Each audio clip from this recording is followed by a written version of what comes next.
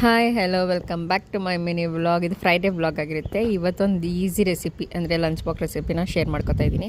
First ಒಂದು ಬಾಣಲಿಲಿ ಎಣ್ಣೆ ಹಾಕ್ಕೊಂಡು ಸ್ವಲ್ಪ ಒಂದು ಅರ್ಧ ಕೆಜಿ ಟೊಮೊಟೊನ ಕಟ್ ಮಾಡಿಬಿಟ್ಟು ಹಾಗೆ ಫ್ರೈ ಮಾಡ್ಕೊಳಕ್ಕೆ ಹಾಕ್ಕೊಂಡಿದ್ದೀನಿ. ಹಾಗೆ ಒಂದು ಮಿಕ್ಸಿ ಜಾರಲ್ಲಿ ಶುಂಠಿ ಬೆಳ್ಳುಳ್ಳಿ ಚಕ್ಕೆ ಲವಂಗನ ಪೇಸ್ಟ್ ಮಾಡ್ಕೊಳಕ್ಕೆ ಹಾಕ್ಕೊಂಡಿದ್ದೀನಿ. ಆಮೇಲೆ ಇದು ಚೆನ್ನಾಗಿ ಫುಲ್ಲು ಸ್ಮ್ಯಾಶ್ ಆಗೋಷ್ಟು ಫ್ರೈ ಆಗಬೇಕು.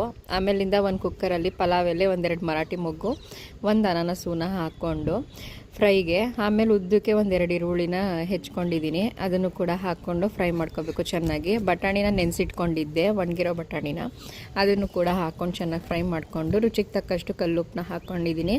ಅದಾದಮೇಲಿಂದ ಒಂದು ಆಡಿಸ್ಕೊಂಡಿರ್ತೀವಲ್ಲ ಪೇಸ್ಟು, ಅದನ್ನು ಕೂಡ ಹಾಕ್ಕೊಂಡು ಫ್ರೈ ಮಾಡ್ಕೊಂಡು ಅದು ಹಸಿ ಸ್ಮೆಲ್ ಹೋದ್ಮೇಲೆ ಒಂದು ಕಟ್ ಮೆಂತ್ಯನ ಹಾಗೆ ಸಣ್ಣಗೆ ಕಟ್ ಮಾಡಿ ಹಾಕ್ಕೊಂಡು ಆಮೇಲಿಂದ ಒಂದು ಮಿಕ್ಸಿ ಜಾರಲ್ಲಿ ಹುರ್ಕೊಂಡಿರೋ ಟೊಮೊಟೊನ ಹಾಕಿ ಪೇಸ್ಟ್ ಮಾಡಿಕೊಂಡು ಅದನ್ನು ಕೂಡ ಹಾಕಿ ಮಿಕ್ಸ್ ಮಾಡ್ಕೋಬೇಕು. ಒಂದು ಚಿಟಿಕೆ ಅರಿಶಿನ ಮತ್ತು ಮನೆಯಲ್ಲೇ ಮಾಡಿರೋಂಥ ಮಟನ್ ಸಾಂಬಾರು ಪುಡಿ ಒಂದು ಅರ್ಧ ಸ್ಪೂನ್ ಹಾಕ್ಕೊಂಡು ಫ್ರೈ ಮಾಡಿಕೊಂಡು ಚೆನ್ನಾಗಿ ಎಣ್ಣೆ ಬಿಟ್ಕೊಂಡ್ಮೇಲೆ ಈ ನೆನೆಸಿಟ್ಕೊಂಡ್ರೆ ಅಕ್ಕಿನ ಹಾಕಿಬಿಟ್ಟು ಚೆನ್ನಾಗಿ ಮಿಕ್ಸ್ ಕೊಟ್ಬಿಟ್ಟು ಅದಕ್ಕೆ ಬೇಕಾಗಿರೋ ಅಷ್ಟು ನೀರನ್ನ ಹಾಕ್ಕೊಂಡು ಅಳತೆ ನೋಡಿಕೊಂಡು, ನಾನಿಲ್ಲಿ ಒಂದು 2 ಪಾವು ಅಕ್ಕಿ ಅಷ್ಟಕ್ಕೆ ಹಾಕ್ಕೊಂಡಿದ್ದೀನಿ.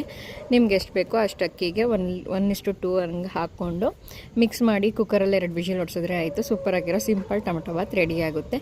ತುಂಬ ಚೆನ್ನಾಗಿರ್ತದೆ ಟೇಸ್ಟ್ ವೈಸು. ನೀವು ಒಂದ್ಸಲಿ ಟ್ರೈ ಮಾಡಿ. ಹಾಗೆ ನನ್ನ ಮಗನ ಲಂಚ್ ಬಾಕ್ಸಿಗೆ ವಾಟರ್ ಮೆಲನ್ ಮತ್ತು ಬಾತ್ನ ಪ್ಯಾಕ್ ಮಾಡಿಬಿಟ್ಟು ಆ್ಯಸ್ ಯೂಶುವಲ್ ರೆಗ್ಯುಲರ್ ಆಗಿ ಡೈಲಿ ರೂಟೀನ್ ಕೆಲಸ ಎಲ್ಲ ಮುಗಿಸ್ಕೊಂಡು ಅವನು ಕೂಡ ಸ್ಕೂಲಿಗೆ ಬಿಟ್ಟಾದಮೇಲೆ ನಾನು ಕೂಡ ಫ್ರೆಶ್ ಅಪ್ ಆಗಿ ಸ್ನಾನ ಮುಗಿಸಿ, ನಾಶ ಶುಕ್ರವಾರ ಆಗಿದ್ದರಿಂದ ಸಿಂಪಲಾಗಿ ಹಾಗೆ ಪೂಜೆ ಮುಗಿಸ್ಕೊಂಡು ಆಮೇಲೆ ಅಣ್ಣದಿರು ಬರ್ತಾರೆ ಅಂತ ಅಂದ್ಬಿಟ್ಟು ಅವ್ರಿಗೆ ಅಡುಗೆ ಮಾಡಬೇಕಾಗಿತ್ತು. ಏನಕ್ಕೆ ಅಂದರೆ ನನ್ನ ಹಸ್ಬೆಂಡ್ ಇಲ್ಲೇ ಮೈಸೂರಲ್ಲೇ ಕೆಲಸ ಮಾಡಿಸ್ತಾರೋದ್ರಿಂದ ಇಬ್ಬರು ಅಣ್ಣದಿರು ಡೈಲಿ ಊಟಕ್ಕೆ ಮನೆಗೆ ಹೇಳಿದ್ದೀವಿ.